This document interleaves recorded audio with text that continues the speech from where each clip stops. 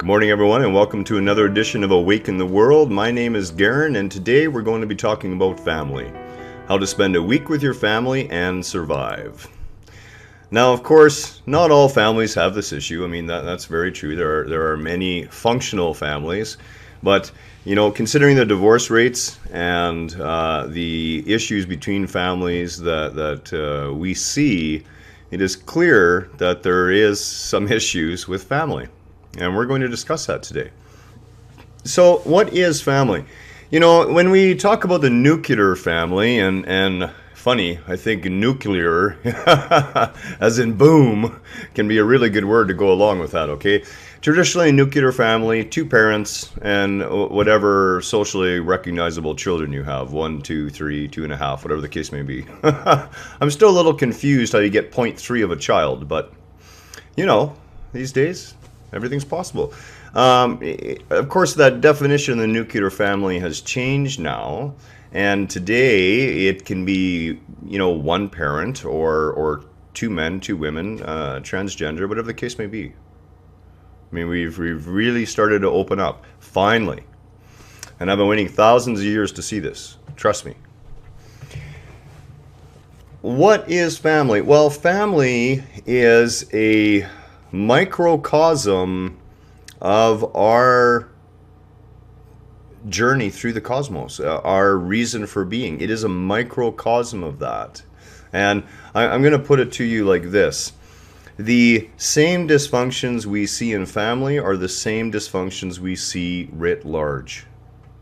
The same dysfunctions between two communities, between two provinces. Alberta and BC battling over the pipeline right now. This is that same dysfunction, and that dysfunction all stems from that same dysfunctional place. That false sense of I, that belief, the belief that we're separate, the belief that we're alone in some way, and that someone else is different from us. And yes, they are a different expression, but at the same time, they are the same expression. And it's this duality that keeps coming up. And you must learn that one does not negate the other. You can be differentiated within the whole. If you have a pie chart and each piece of the pie is a different color, well, they're all still parts of the same pie, but each is its own unique flavor, its own unique presentation of it. We get so confused with this sort of thing, and of course the main the place where this all begins with is with ego, and from there it moves into one of ego's biggest issues, one of our biggest issues, and never separate the concept of my ego. My is ego to start with. As soon as you've said it, right? Taking ownership, that is you. That which you think you are, that false sense of self. And you are so much more than that. It is the roles and role identifications that really can make troubles for people. And we're going to talk about all these different pieces that come into play with this. And again, when we talk about roles, we are not our roles, and those roles, of course, we usually allow them to be unconsciously defined by our past, by history, by our society, by what we've been told, but we rarely ever decide to define those roles for ourselves. And most of us don't understand that we are not the role. It took a long time for me to I had to keep reminding Kelly every time she said my children. It's like, well, what do you mean your children? They're not yours. You don't own them.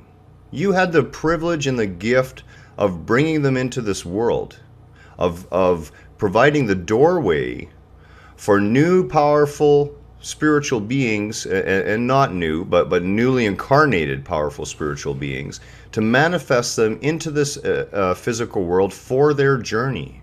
That was the gift. It does not imply at any time ownership because they popped out of your womb. And a lot of women have a hard time with this. Well, what do you mean they're not my kids? You don't own them. That's not the purpose of their being here, to be owned. You are not owned. Or maybe you live in a family situation where you feel you are owned. This false identification with roles and the way we define our roles, the way we define, being a man and the father role, and being a woman and the woman role, and of course, those things immediately fly out the window when there's a move away from the traditional idea of the nuclear family, right? One man, one woman, and a couple of kids.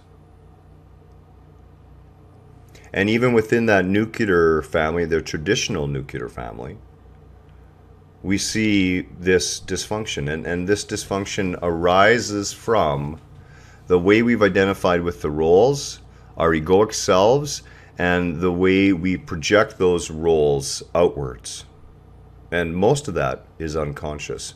3.5 years, almost going on 4 years now that we've been together, and Kelly is just coming around to understanding my parenting technique. Because my parenting technique is not like most. I'm there for our kid. If he needs to come talk to me or has what he knows, he can come talk about anything. He's free to choose to be who he wants to be. He's free to choose what he wishes to do. I instead focus on only giving him the minimal number of tools. Just enough tools for him to go out there and make his own way.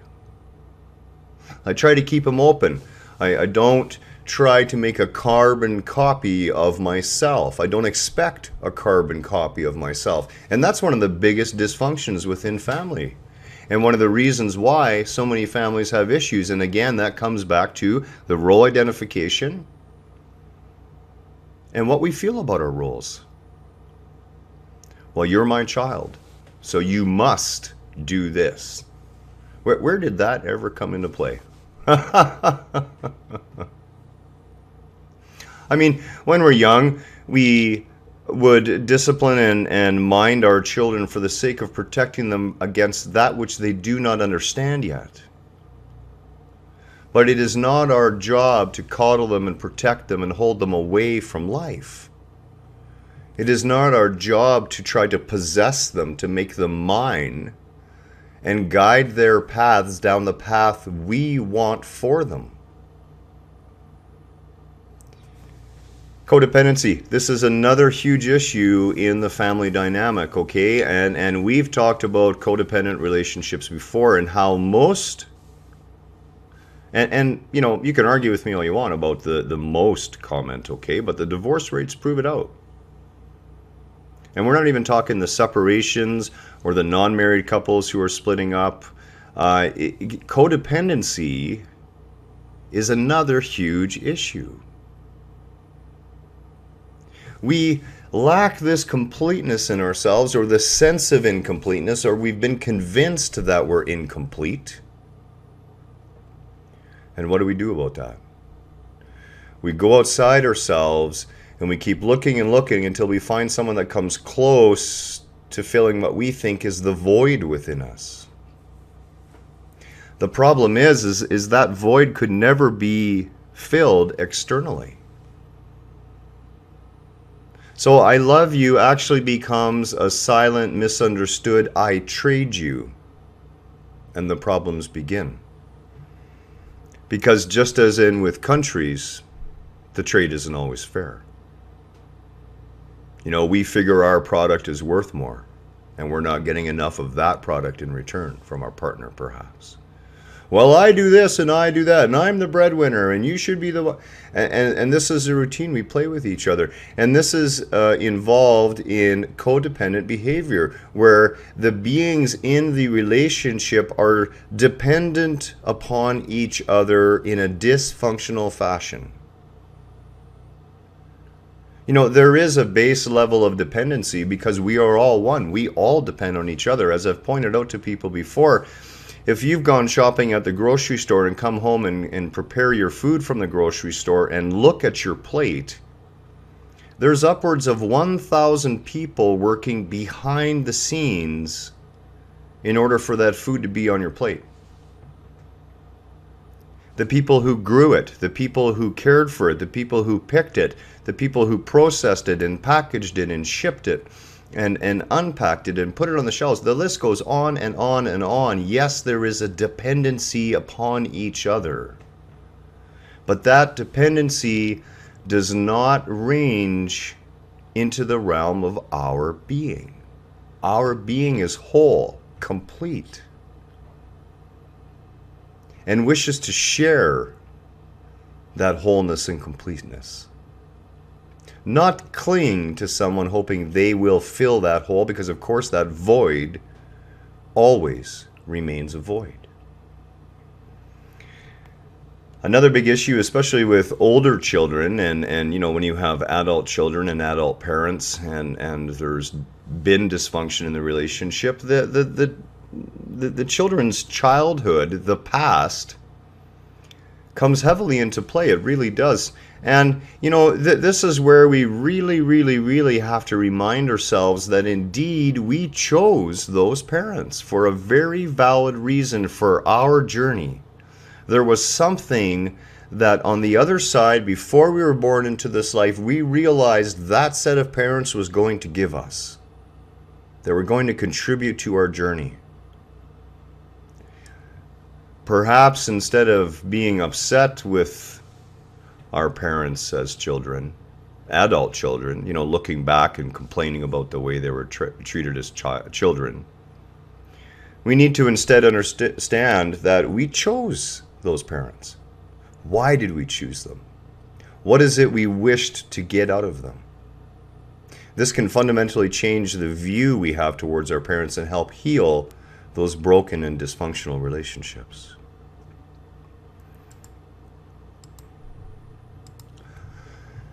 Another big issue, of course, divorce rates. And again, divorce rates are pushing 70%, sometimes higher. It depends on which nation you're looking at. And really, this dysfunction all comes down to the things that we've talked about. Ego. Okay, past dysfunction within the family dynamic based on role identification and how those roles were fleshed out and over-identified with in some cases. And of course, divorce often has a detrimental effect on younger children. If there's children involved, they don't really understand why. And a lot of parents, for that reason, will not entertain divorce. And there's a real problem in that. Children are amazingly perceptive. And if you honestly think that you can be in your house with a spouse in a difficult relationship and your children are not somehow aware of it, you're sorely mistaken. They are very aware of it. They can feel it on all levels.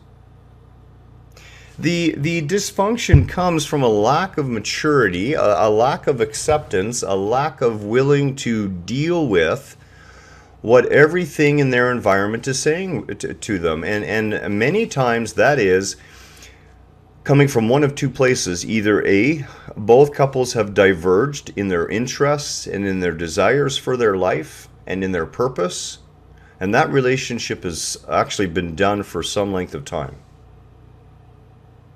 And the more that length of time continues, the more the doneness of the relationship becomes apparent, and the more both sides of that relationship fails to recognize it, fails to face up to it, fails to accept it, the more the dysfunction begins to grow. And it grows from this mistaken identity that we are individuated beings and that we need another half somehow to be complete. And you know, this is the game commercialism has played with us. Right? You're not going to be happy until you find the one for you, the one that's out there waiting for you, the one who's going to make you complete, the one who's going to make you whole. You already all are all of those things. You already are complete. You already are whole. We mistake our identity with the roles we had as well. So if you are walking into your parents' house as an adult child, okay, an adult, but you know your parents still think of you as a child, you are faced with this unconscious, mistaken identity about who you are, about who you need to be, and instead you will take on many of the childlike qualities of the role that you have had with those people. And you must be always on guard for that. Always. We're going to take a brief pause here, and we'll be coming right back shortly and continuing this video. Much love and namaste, and stand tight. Hi, and welcome back again. Sorry for the interruption. I have these senses. So I had a feeling that someone was coming, and sure enough, about 30 seconds after I shut the feed down, the door knocked, and I went and quickly dealt with it. It took me about 5 minutes. So yeah, it's one of those gifts when you get out of your head more. You find that everything comes to you, everything, you know, oh, so-and-so is showing up, oh, so-and-so is about to walk into the door. You know, these are the sort of things that I do with my wife all the time. And, you know, she had a really hard time with it first, but now she actually really enjoys it. She just loves it. Because, you know, I'll come in and say, how about we have pizza tonight, honey? And she'll say, how did you know I was thinking about pizza? And I'd say, well, you know, came into my mind. So we were talking about the mistaken identity, and we tend to keep that child identity. So even as adults, when we go back to our children, or to our parents, part of our mind is back as a child again. Part of the way we're viewing our interactions with them is from that child's point of view, and what we think as adults about that child experience. And that's where a lot of the trouble comes in. It really does. We're going to look at common family dysfunctions. And, you know, when we say the word dysfunction, I want to be very clear. Excuse me. Dysfunction is not a negative word. We give it this negative connotation, and we as a society, whenever we hear the word dysfunction, we kind of go, you know, not really interested, it's dysfunctional. Dysfunctional is simply meaning that it is not functioning as it was intended to. It's not functioning as the purpose was spoken and thought of and actioned to be. And our world, of course, is full of this dysfunction. And the family dynamic is, as I said, a microcosm of that macrocosmic dysfunction we see going on this planet right now. How do we heal each other? How do we heal the world? Start with healing the family unit. Oh, I've gone blurry. There we go. Little autocorrect on the lens. We're going to start with some of the common dysfunctions, and again, we see these in families, but they are rampant throughout our society, okay, and we've talked about these already. One of those severe family dysfunctions, of course, is addiction within the family. And what are families made out of? Families are made out of people. Just people. You know, it's what we ascribe to the role, it's what we ascribe to ourselves that we allow to differentiate ourselves. You know, and one of the things I had to say to Kelly in the beginning, because, you know, I'm an ex-military guy, I'm really straight up. I don't like to talk. You'd never guess. Let's put it this way. I don't like to talk much about actions that need to be taken before we actually just get to taking the actions. I like to identify the problem, talk about how to fix the problem, and then fix the problem. The perceived problem, the perceived issue. We must always remind of ourselves that our problems are not problems, it's our perception of a problem. And we have to change that into the perception of an opportunity instead. Addiction. What do you do when you have addiction in the family? You know, and we talked about this in the video on how to help. We have to stop enabling. Most of the family dysfunction comes from the continued enabling of that continuing dysfunctional behavior. It must be stopped. We must move beyond the fear of what's going to happen to the family and cut the dysfunction off. That doesn't necessarily mean the whole family breaks apart overnight. In some cases it does. But if there's a level of addiction going on that is not being dealt with and not being addressed, and that person is not receiving treatment and refusing treatment and not going to treatment and feeling they can handle it on their own, and the situation is deteriorating, it is time to cut that dysfunction out. Again, it may not mean the dissolution of the relationship, or it may.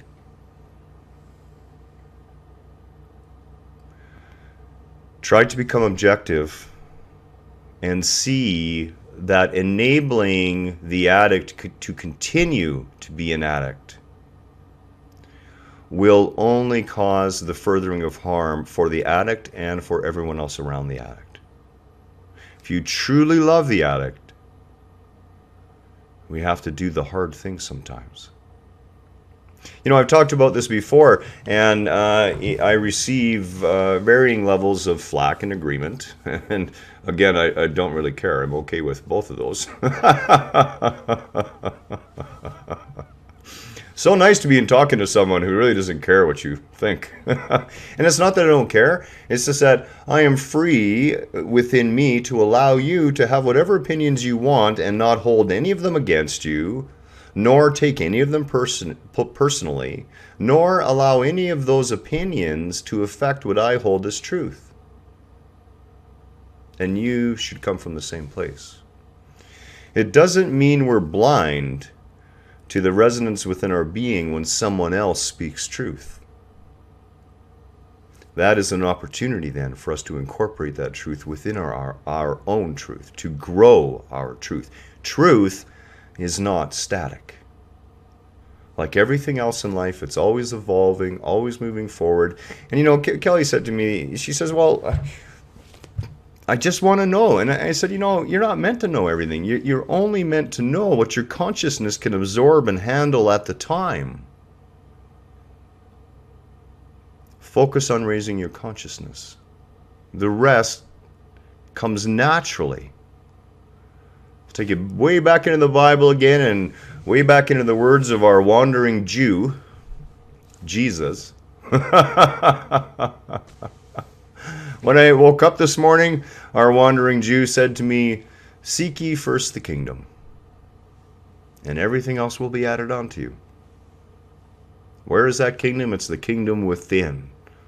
Because when you see that kingdom within, you can finally begin seeing the kingdom without. But until that point, you will be in this world and of this world. Control. Boy, this is a big one in the family dynamic, and it creates what we call emotional stunting. Our children become emotionally stunted.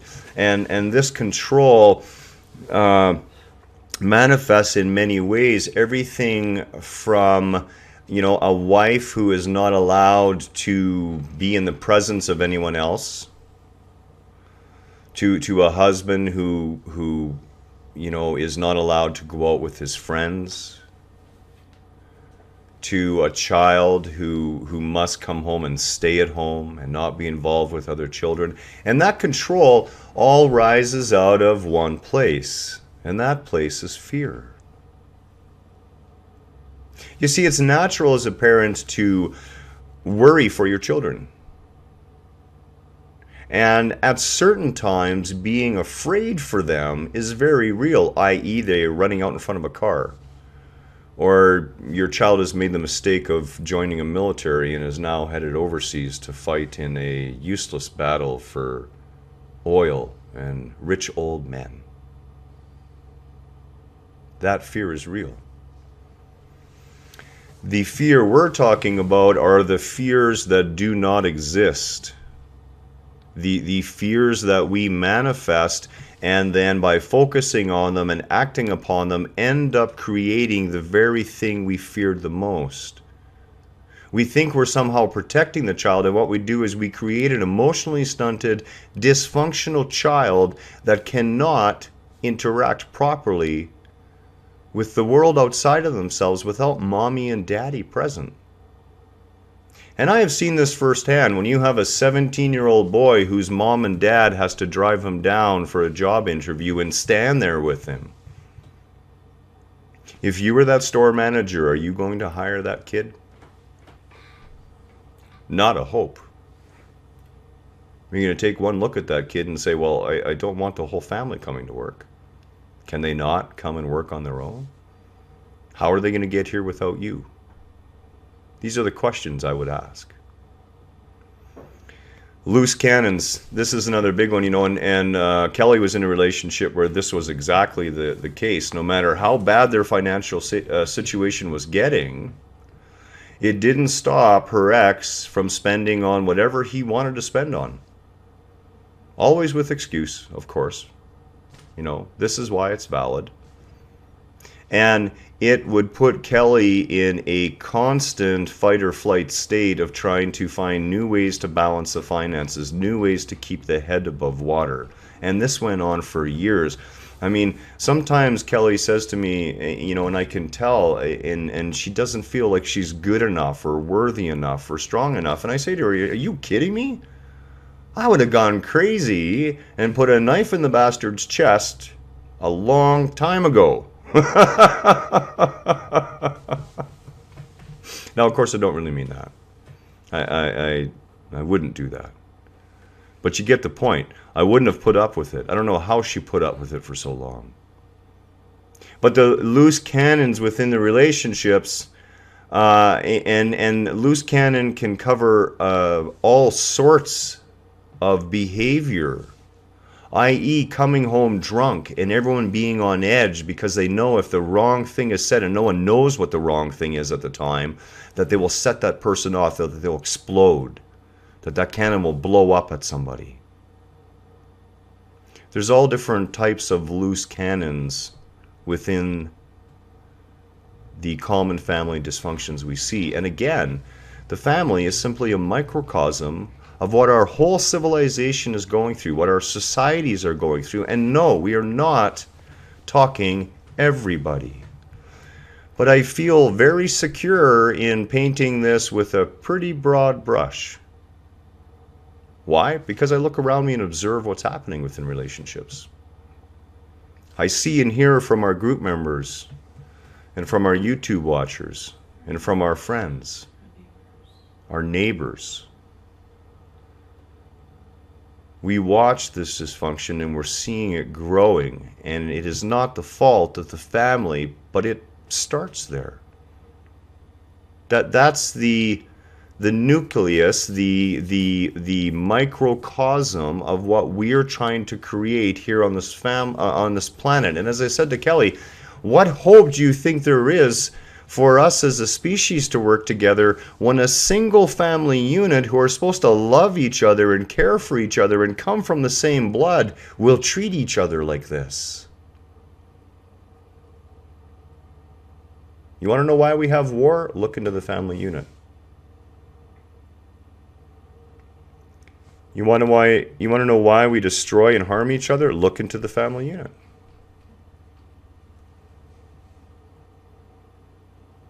It's not about blame. We cannot turn around and blame the level of consciousness people are at. And I see this, and I need to be crystal clear on this again. It is your perceptions of everyone else around you that is queering your existence.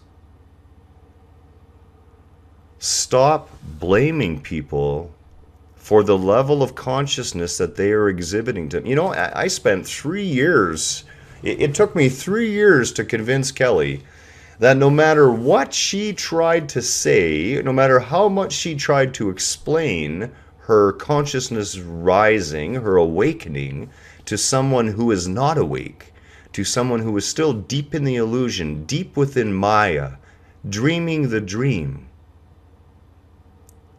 not on the same disc, not on the same vibrational level. Nothing you can say to that person is going to make it okay for them all of a sudden. And quite frankly, it's not your place to worry about it. It really isn't. One of the other large family dysfunctions, and I see this, in our own family here, communication. I am a communication bugbear. You have a problem, I want to hear about it right now. I don't want you to wait until that problem has festered and until you've thought about it more and more and built up all these negative feelings and this highly anxious state within your body. I don't want that. I want the communication right away. Open, honest. It's amazing how simple that sounds, that it turns out to be very difficult for most people to do. My wife and I will be out walking, and I love my wife to death, but she has this really unique thing about her. She can only do one thing at a time, not including breathing. Thank God. So we'll be out walking, and in order for her to take a sip of her drink, we must stop. And rather than say, honey, can we stop so I can have a sip of my drink? Or honey, let's stop so I can have a sip of my coffee. Instead, I'll hear, excuse me. Usually by the time I'm half a dozen steps ahead of her. And then I'll realize that she's chosen to stop and have her drink. And I'm saying, honey, if you say, honey, can we stop and have a drink? Yeah, sure. and I tried for 3 years. We tried various types of cups, including, the sippy cups. And they didn't work either. Some people just need to stop moving in order to drink. And that's okay. And she's giggling on the couch right now. She's trying not to be heard by the microphone. Don't laugh. Don't laugh. Gets you every time. Seriously though, communication within a family is a big issue. Don't hide things inside. Don't stop being afraid about how they're going to take what you have to say. Speak your truth even if your hands are trembling. You can do so with compassion. You can do so with a modicum of kindness. But don't sugarcoat the truth. Don't hide behind your fears and expect change to manifest. Be willing to stand in the strength of your being and look at your parents, look at those in your family relationships with new eyes, not as long-term family members, but as powerful spiritual beings that you chose to interact with. You chose for good reason. You chose because they were going to set you up for the journey you wanted, and you recognize that in them. You can love them for that. Maybe you can't be with them. Maybe you're not interested in, and they have no interests in what you do. And that's okay. Family doesn't mean you have to want to spend time together all the time. People grow apart. People grow in different directions. But it is the truthfulness, the honesty within each of the family members, within each members of that family unit, that will form the foundation for the base level of communication that occurs and the problems that arise out of a lack of that communication. This is a funny one, and you wouldn't think it would play a role, but it really does. And one of the roles in common family dysfunctions is a lack of diversity, where nobody in the family actually bothers to expand. Everyone's sort of in the same spot. Everyone watches the same things. Everyone does the same things. Things become monotonous. They become routine. Same routine, day in, day out, over and over and over again. That is not the life we're meant to live. We are meant to live a life of adventure, excitement, awe, joy, wondrousness, compassion, empathy, love. Look into the family dynamic that you're in and see if the members of that family are experiencing life. Are they living, or are they living to work? Are they functioning just enough in order to get back home?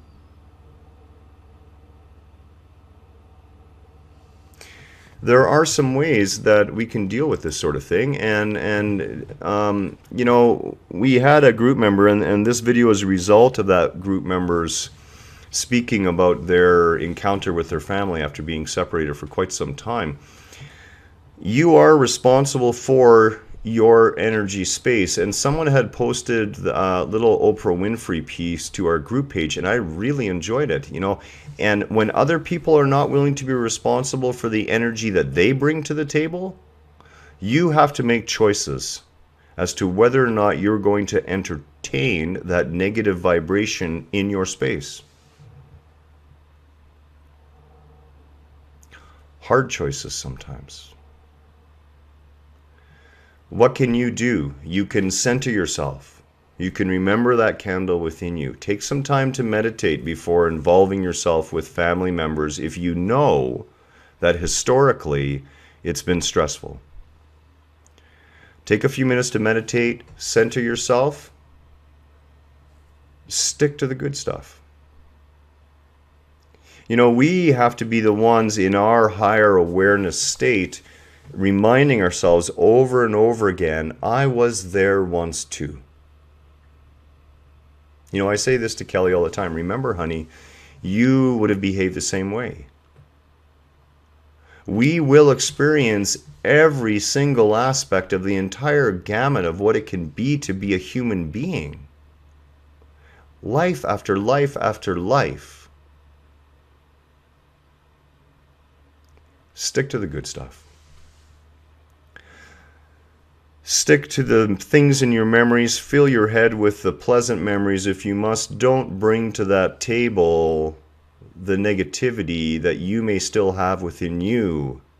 Their unconscious state of being, their negativity will be more than enough. You don't need to add to it. You need to prepare yourself. You need to engage your energetic defenses, not as walls, but as a zone of good vibration that you hold for yourself. And know when it's time to end. This is a big thing. You know, protect your energy state. If you're on the phone with an aunt and you're a woman and that aunt is telling you your biological clock is ticking and why haven't you had children yet and how come you haven't found a husband and when don't you want to be happy, and you're beginning to feel more and more depressed and more down, you need to end that phone call. Being family does not give the family member the right to pour manure all over you, to push you down, to make you less. You know, I've heard it said that some reasons, that one of the reasons why family members tend to do this is, well, there's a subconscious idea underneath that you know, well, they love me, so they'll let me behave in this manner and still love me. And love isn't really the question. But whether or not we can be around those people, whether or not we can interact with those people. You know, in my wife's case, I gently remind her as often as possible, okay, let's say you figured something out to do that would bring your family back together for you in the way that you want. What sort of conversations are you going to have? What are you going to talk about? They're not in the same vibrational state. Any interactions with them is going to be shallow at best. And that's okay. You can take that shallowness and not allow yourself to become upset and frustrated with the fact that they refuse to see deeper. And really, you have to think of the gift and the commitment that souls have to choose to live a life of ignorance because it serves the other soul, because it serves the child for the journey. And the life of ignorance in the parents was critical to that child's journey of awakening, that new soul, that newly incarnated soul's journey of awakening. We must change our view of our family dynamic first as awakened beings. As those awakening, we must be the ones to be able to look at the relationship, recognize the dysfunction, and slowly move others towards that place. And if they don't want to go there, well, you know what? That's called free choice. It's called free will. I've often heard it asked, well, if we're doing all this down here to planet Earth and there is a God, why wouldn't God just come down here and straighten us all out and fix it? I run that same risk myself. In that, we would actually be taking free will away. God would be removing free will, which was one of the greatest gifts that had to be. Because if it's not free will, if it's not totally open and by own choice, it is not honest creation. It is simply a recreating of what's expected. And the sea of consciousness would have no experience of itself in that manner. In order to have that experience of itself, it had to be wide open. The gloves had to come off. Do what you will, and reap the consequences and responsibilities of your actions. The consequences of parental actions, of family actions, can be dealt with the individual who causes them. They're the ones who are going to take on the consequence the most. You do not, as an awakening being, have to buy into the old role identification. You can come to understand that you needed your parents there for a certain length of time to get you ready, to get you prepared for your journey. And you should love them and venerate them for that alone. Nothing of what I've just said has anything to do with desiring to spend time with them. They, in their level of consciousness, may have chose to stay stuck there their entire lives. Why? Just to give you the constant reminder of where you don't want to go back to. Can you look with those same unloving, ungrateful, unliking eyes upon your parents now? I know I couldn't. When I was young, my dad sexually abused my sister and I when we were still essentially babies. My memories of him are few and far between, with him popping in and out of our lives for very short periods in time until I was 10 years old, when he died. And my mother was very sick. She was the first after-death diagnosed case of lupus in the Western world, actually. And it wreaked havoc on her mind and on her body and on her emotional state. And as a young boy, I hated my mother too, for the things she said to me, for the things she did to me. I remember my 11th birthday, right after my dad had died, and I remember my mom dropping an envelope on the table which contained a 4-color pen. Remember those pens? It had a red and green and I think it was blue and black. And we were very poor, so the 4-color pen was about as much as you could expect on a birthday. And my mother turned to me, and I don't know what was going on with her that day, but she said to me, I need you to know that the reason that you are here is that your father raped me with a telephone cord tied around my neck and wouldn't let me get an abortion. I tell you, I hated my mother for that. I really did. I had so much angst against my parents, and then, for my mother to go and commit suicide not long after, I didn't even get a chance for revenge. It took a lot of years for me to understand that everything that they were, I needed. They prepared me for my life in ways now that I am so grateful for.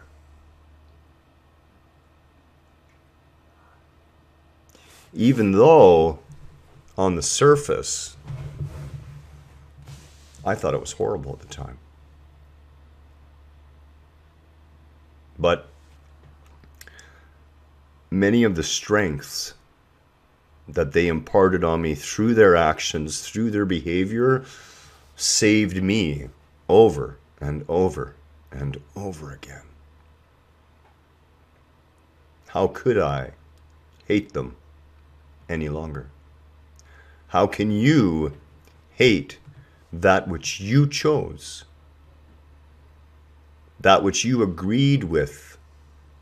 You asked them to take on this service, and they did, as highly powerful spiritual beings. Protect your energy state. Nothing of what I said in the last 5 minutes has anything to do with you having a desire or a need or a responsibility to be there all the time. Do not people please. This ties right in. People pleasing is the surest way to enable whatever harmful behavior is going on to keep continuing indefinitely. Not only that, you have ceased to be true to yourself. You have ceased to be a whole being in yourself. You have become a mask wearer. You will put on masks to make people happy to get the results you want. Sounds more like a politician than a family member to me. Focus on the positive traits. And, one of my positive traits is that I call an ace and a spade, and sometimes I don't do it that gently. How is that positive? Well, if there's 10 other people around not afraid to speak the truth, you can damn well bet Garhen's going to speak it.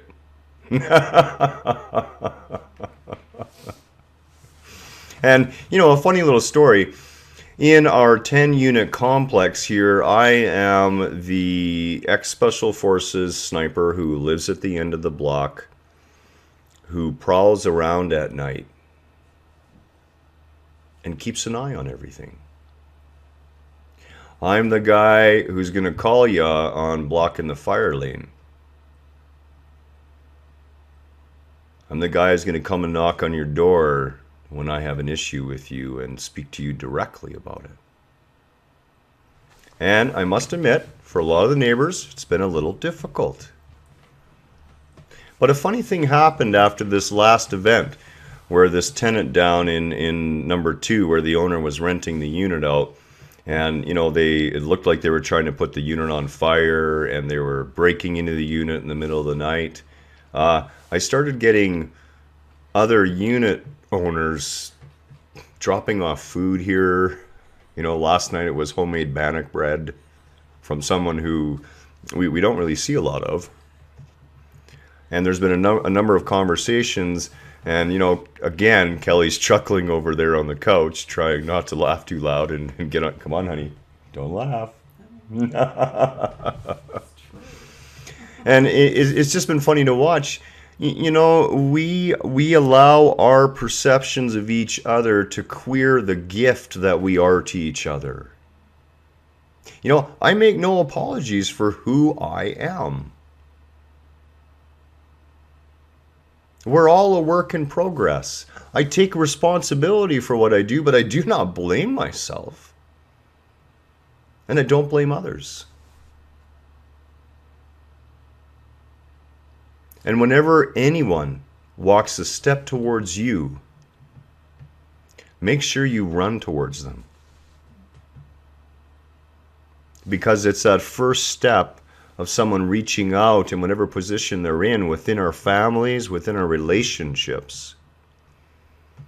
That's the hardest for them. And if that first step is met with derision or put downs or a lack of response, things become tougher still. They'll pull back inside themselves to try and protect themselves. What is a family? A family is a microcosm of our relationship with our whole planet. To heal our world, as far as the people on it go, we have to heal our relationships first, our small relationships. The relationships with our family members. Because you know what? Ultimately, we're all family. We are. You can boil us all down to 10 or 20 people.